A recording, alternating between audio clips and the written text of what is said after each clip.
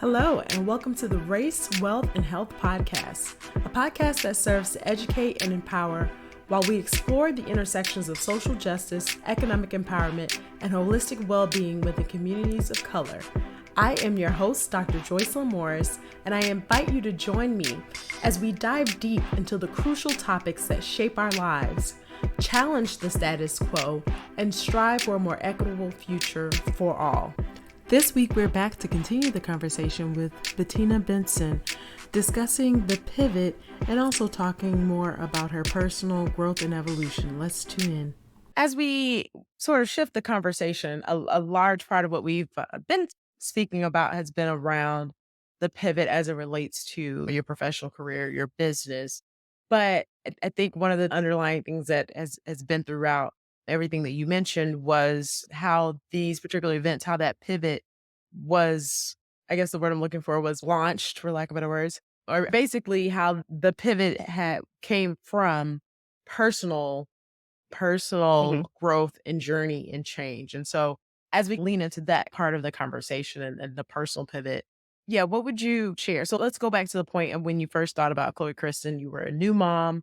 Even that's a piece of pivoting, right? In terms of even how you pivoted the business, how you started versus where you shifted. But who was that Bettina then? Like, where were you then? And what were some of the things that you were grappling with in terms of personal evolution? Yeah, she was very green, and I would say unassuming, and almost like thought that the validation out there was more important than the knowing in here, right? Especially when it came Mhm. to business. I think our generation was interesting because we were kind of even caught in this like middle ground with like social media. It Mhm. wasn't there when we were born. We kind of developed into it. And it's like, oh, we have to do it. But then it's like, do you have to do it? Because I know this personal connection is like more important too. So again, and I think that's where I was like getting sucked into, oh, hey, you know, I need that validation there, coupled with the fact that I am a recovering perfectionist. So like the perfectionism was like perfectionisming for real. Like, so now that Bettina had to go through her share of like ups and downs, of being disappointed by people, just really learning a lot about people and how people think. Was like if you have already made it, so to speak, everybody wants to be a part of the story. But when you're coming up, Uh-huh. you see who's really for you, right? That's what I Mhm. say. Every overnight success is 10 years in the making. I was going to ask, even on the personal side, because we're both Black women and we are in that kind of weird generation. We're basically raised by boomers. And boomers are very big on stability and the Mhm. importance of having a stable job and having a stable income. What was venturing out into this entrepreneurial journey full time like for you in terms of support? What did support look like for you? Oh, no, it was scary because, like, nobody really understood, like, what it was that I was doing, and you spend so much time trying to convince or make somebody understand what it is that you're doing and what you need, and some people just can't because that's not their life experience. So I would definitely say Mhm. the support that I felt like I needed at the time and that I wanted, I didn't have that. And so there was a lot of anxiety, a lot of pushing past fear, um, a lot of feelings of an imposter syndrome. I had to push through a lot of that. And that's why I think, knowing what I know now in my experience, it definitely equips me to provide a certain level of support to those that I love and care about and that are embarking on hard things because that support can make a lot of difference, right? But Mhm. if you don't have it, you have to just keep going anyway. Like at the end of the day, I was going to fight through whatever I needed to self actualize and see what's on the other side of this. Like, where is this journey going to take me? Yeah. How did you push? What tools did you use? Was it just pure determination?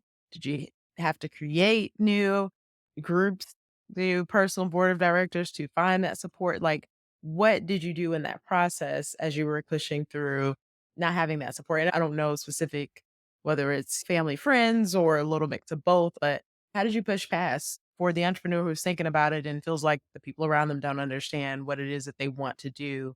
What is your advice for them to push past that?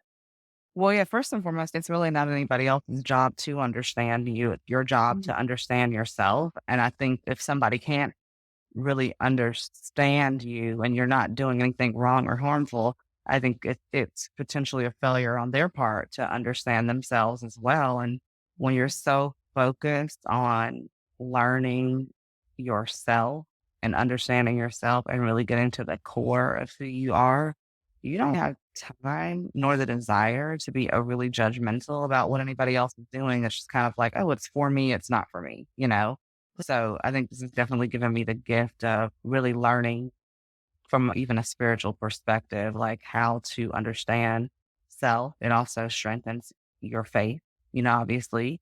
And again, a personal board of directors is highly important. And my circle looks completely different now than it did 6 years ago. But I also think the universe and life and God, they provide a natural feedback loop. So if you're looking up and seeing yourself surrounded by all these beautiful people, and you have people to call that are on your personal board of directors that are inspiring and constantly uplifting, and you're challenging yourself to be that for them also, that's feedback that you're on the right track. And it's also a reflection of the person that you are in this world. Yeah. Yeah, good point. There were a couple Mm. of things I wanted to touch on. I think the first one is the point where you said your circle looks completely different now than it did however many years ago. And let's talk about that because what does that feel like? I think people talk about, oh, it's going to change, your circle as you ascend, sphere might get smaller, it's quality over quantity and all of that. But people don't talk enough about how it feels when you're in the midst of that transition and that change.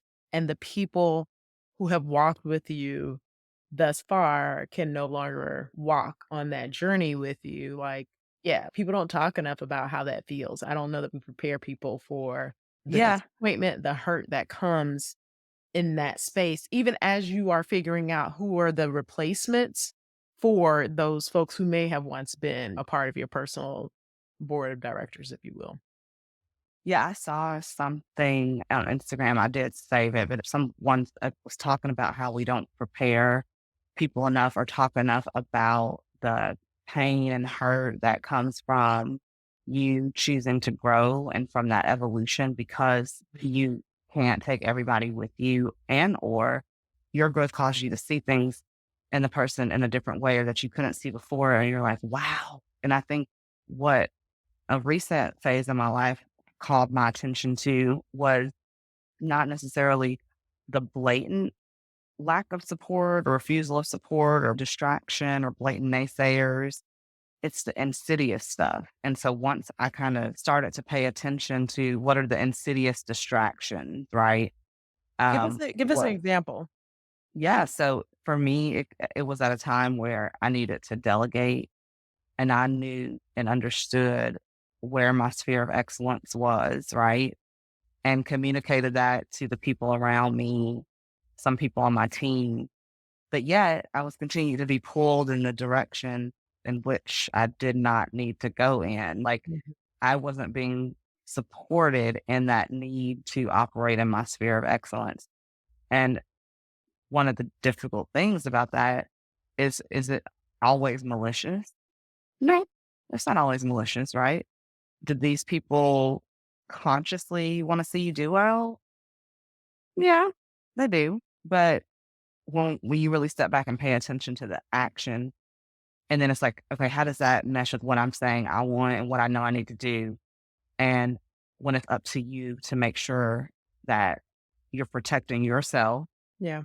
and your mental health and emotional health and getting your rest and yet still being productive in the ways that you want to be productive, you have to make sure what you're accepting and what you know you need and want, deserve align. And Mhm. so, when you're handling or clearing that insidious stuff, that can be difficult and hurtful too, because you're essentially setting boundaries with people and things and behaviors that might not be malicious, but it just doesn't align with where you're at on your journey at the time. Hmm.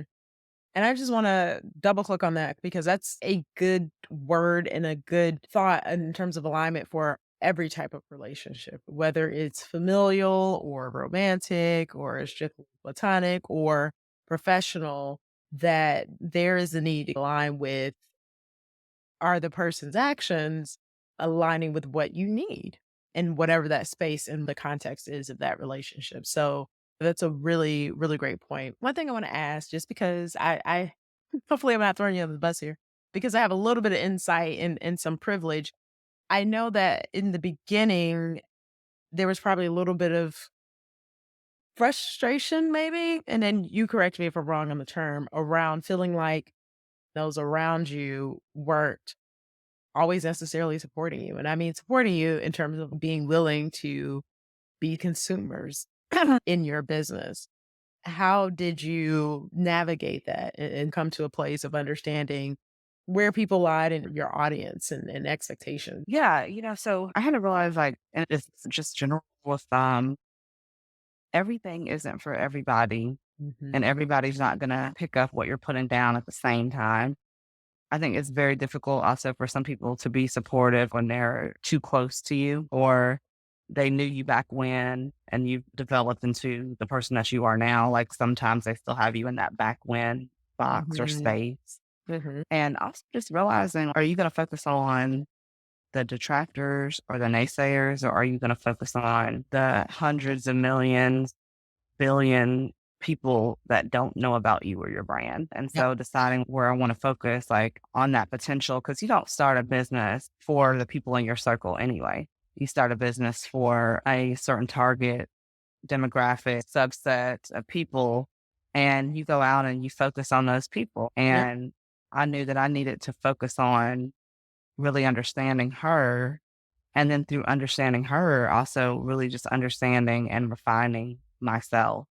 Hmm. It's true for me when I've just focused on truly embracing my evolution and becoming my possible best self and really being committed to that work.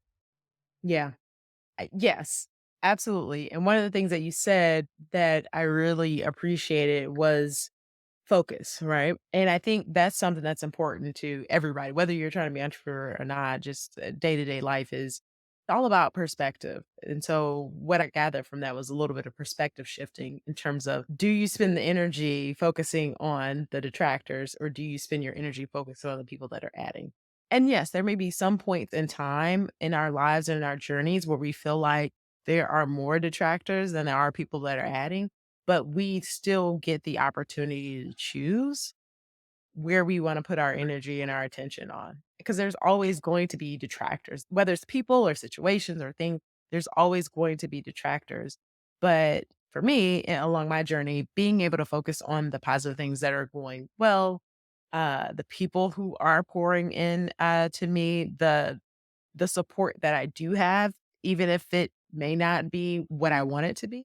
And I think that's the thing, releasing the expectations of where my support should come from and where like my expectations of different people and just Mhm. embrace that God, the universe, whatever you want to call it, I call it God, will bring the right resources by way of people, opportunities, and things that I need to be able to propel me to that next level, as opposed to assuming who should be helping me to elevate to the next level. Yeah, like we oftentimes, and I think again, that's the self awareness, like you said, have this idea of like what the support is supposed to look like, and even down to who it's supposed to come from. Oh, And then when you kind of step back and look at it, you're like, how limiting is that? Like, really? Like, how like limiting is that? And so just being cognizant of not like blocking other blessings or placing limitations on yourself or the situations around you, just understanding that the universe is abundant and I'm open to receive generally, but then knowing what you need for your business, for your life, what you want and what you need, but not having an attachment to where it comes from. mhm, mhm. Because the elephant in the room that's not being said is that oftentimes there's a lot of expectations on those in our closest circle, which is family. And I'm not saying whatever that family structure is, but one of the things that you said earlier in the interview, and I think that's very true, is that essentially people can only take you where they've been. And so if you were charting a new Yeah. path or even just a different path than what anyone in your family has done, the expectation that they're going to be able to understand and provide the type of support that you need when we think about it on this side of the journey really is unrealistic, right? Like how can someone bring you where they've never been? Yeah, give you something that they've never had unless Mhm, they've gone out to really grasp those experiences themselves, much like you and I have done, right? So, like, we mhm. have some different perspectives on things. But exactly, I think, again, that comes with the self awareness and compassion as well. Yeah.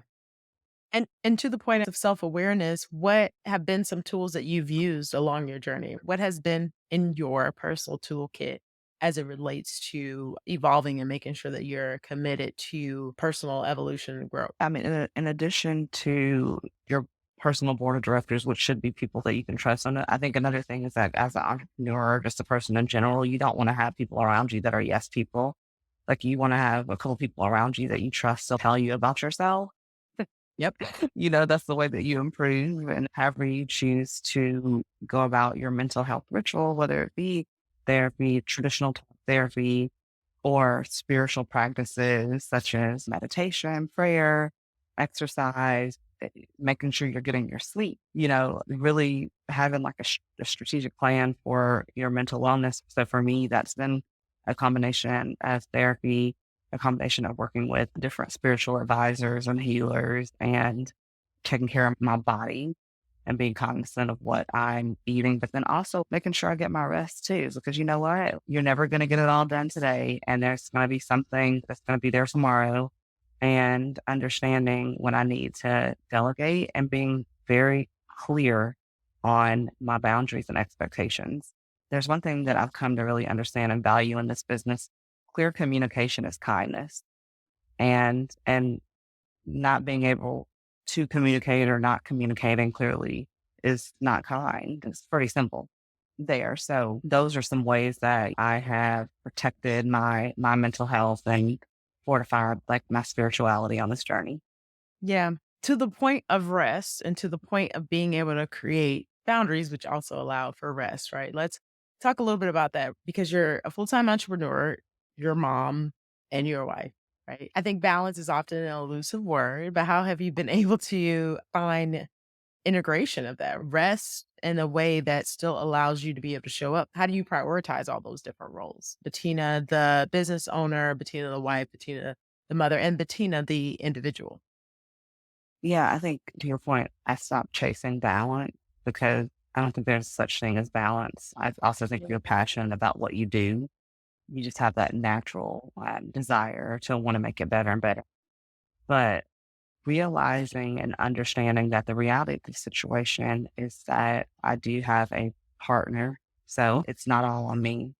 Number two, also understanding that there's some times in my business where going to be busy and that I'm going to need more help versus other time and planning for that. And then also, just like you have a team at work, I think it's also important to understand that we need teams at home too. So whether that's delegating, cooking, your kid, understanding that your kid doesn't mean you love your children or your family any less because you don't like cook the meals with your own hands and, delegating some aspects at housework as well and making sure that that's getting taken care of because I'd rather protect my time and spend it with my family versus cleaning or doing laundry. So just outsourcing where I can. Yeah, that makes a lot of sense. And what about women who, I mean, I'm not a mother, but I do have enough friends who are mothers and I heard a little bit about the idea of mommy guilt. And Mhm. so talk to us a little bit about that. Have you experienced it? How have you managed it? And sort of where are you today? Ooh, child. Okay, so like mommy guilt is one thing. that I have experienced for years up until I would say probably like it started to dissipate like a year and a half and 2 years ago. And for me, it was just this like realization like, okay, I've pretty much done like everything right. And then still there's like criticism about what I should and shouldn't be doing as a mom. And it's like, you know what, I'm just going to do me, you know? I can't, I can't, I can't seem, doing it the other way around, trying to get the check mark of the atta girl doesn't work. But also, like, we these days run our kids around. I mean, they need their own secretary, basically, and Right. chauffeur service. Like when I think about it, when I was growing up, it was normal to maybe have to go to after school care for 30, 45 minutes, an hour or so. But now that's like a sin. These kids don't have to wait for anything. So, at the end of the day, I and most others are doing a very, very good job. And your kids need to see everybody working together as a team and a village to really make it happen. I think, especially raising a daughter, I'm very cognizant of her always seeing mommy have to do stuff or thinking that it's always on mommy or understanding that, yeah, this takes a village. And it's great that you get to see people come together to assist in whatever way that works for my family or whatever way that will work for another family. But yeah, mom guilt is definitely something that I have my fair share of experience with and has caused a lot of anxiety. But at the end of the day, I have to realize I'm doing a great job and it's easy to see in my daughter. Yeah. And you mentioned you're very cognizant of making sure that she doesn't just see mommy doing things. Tell me why. Why is it important to you that she's able to see a village and see full representation? I don't want her to grow up with that misguided thought process that she has to do everything herself, shoulder everything. I want her to understand like what it looks like to be a relaxed woman, to be able to say, I'm tired and I'm going to rest, and understanding that's not a bad thing and that she has the right to do so. I remember one of the narratives as a child that I got was almost like, I'm too young to be tired. I'm like, everybody gets tired Yeah. and it's okay, Hmm. and also want her to understand. And from a very young age, I've always told her there's nothing wrong with asking for help. So when it came to shoelace it or whether she's putting out the dishes and she can't get to something, I'm like, don't always feel like you have to try to do it yourself. I want her to understand that and it to be quite normalized that if you need help, ask for help. Don't even think about it. Like ask for help. Hmm. Hmm. I knew where you went there, but I wanted to touch on it because I do think that I imagine and women in general tend to shoulder this burden, but I do know for a fact as a Black woman that Black women especially tend to shoulder the burden of being the superwoman and being able to do it all and the expectation that we're doing it all and even the guilt that comes from rest, right? And being able to be okay with resting, knowing that there are things that need to get done because there's always things that need to get done. But being able to say that it's okay that we have the right to rest because to your point, we were raised by boomers and we were very much so conditioned that we needed to be productive. But their Mhm. upbringing was just very different than what we have. And so I think we have a really amazing opportunity as millennials to be able to being in positions of thriving, which includes the ability to rest. It includes the ability I to mean, call on people and ask for help. if you really think about those times where it gets to a point where there's diminishing returns, those times where you're going, going, going, and eventually you're not as productive, you're not as sharp, you're not on, and then you take that time to rest, how much more productive are you? Like when you really think about those time periods where you listen to your body versus when you didn't, I'm much more productive and effective with rest and also just like much more pleasant. Like, Listen, absolutely. I'm much more pleasant with sleep. I'm not a hangry person, but if I'm tired, like just let me go lay in a corner and take a nap somewhere for sure. exactly. No, absolutely. Well, thank you, Bettina. I really appreciate this conversation. I think this is so important for us to be able to have these type of conversations, to speak very openly, honestly about entrepreneurship, women. But all of these principles can be applied to whatever it is that we're doing, right? It doesn't mean just starting our own business, but the things that we specifically as Black women experience as we're trying to navigate our professional and personal um, careers. These are just some really great tips and some great nuggets. Wasn't sure as we kind of close out any quotes or books or tips that you want to leave with our listeners. Yeah. So right now I'm reading Bell Hooks All About Love. That's what I'm reading right now. I love Bell Hooks. It goes back to what you were talking about when you mentioned, can we really expect people to give us something that they never got or they don't understand what it looks like? And that book has really driven that point home in ways that pertain to relationships. So whether it be platonic relationships, familiar relationships, romantic relationships. Mm-hmm. And I always think there's principles that I've learned that are very much personal, but that can be applied to business, especially when it comes to relationships. So that book has been just very fascinating and eye opening and, enabling you to approach relationships with a level of compassion and understanding when you're looking at them with that wider lens. So that's what I'm reading right now. Love it. Love it. We'll make sure that we include that in the show notes. And then anything that you want listeners to take away from today's conversation. Yeah, like I always say I'm a leader leading from intuition. And I think we all have that ability and gift, but that comes with developing the trust in ourselves. So Mhm. if you have that feeling that you need to be doing something else, exploring a passion, taking that passion a little bit more seriously, and you're waiting on permission from someone, the only permission that you need is the permission of self. And I'll say to all women, embrace your evolution. It's not easy. And as we discussed earlier in the interview, that there is a certain amount of like pain and disappointment that comes with that. But that's going to be the most important journey that you've ever embarked on in your life is embracing your personal evolution.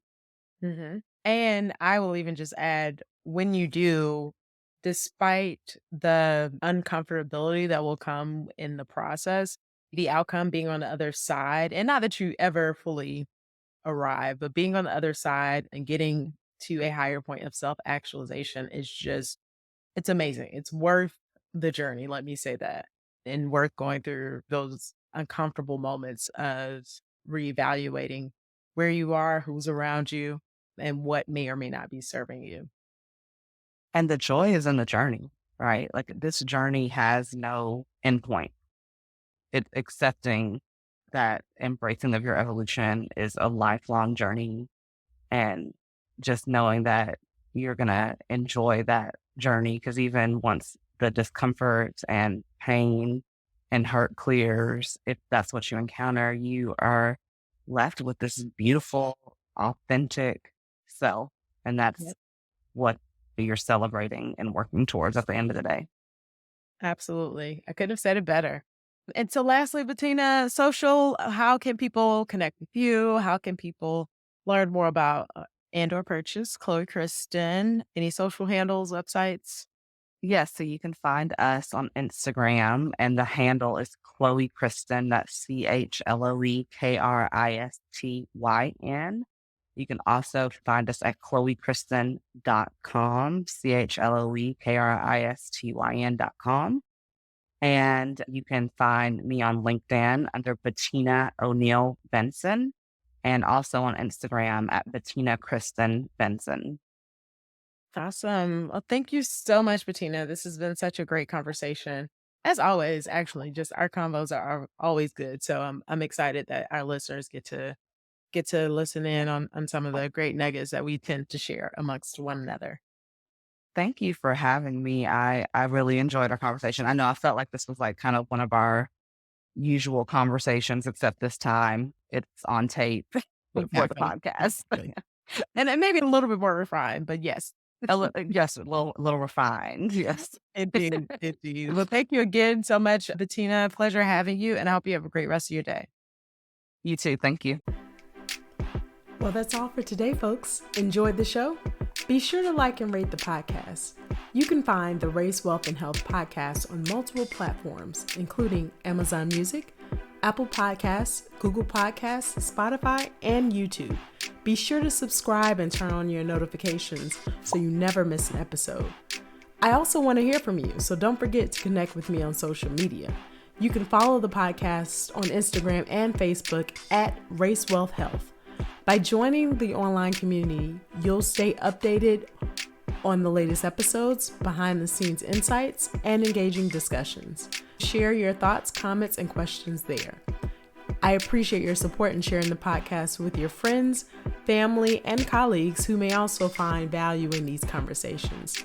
Thank you again for joining me on this journey. Until next time, take care, stay informed, and keep up the good fight for equality.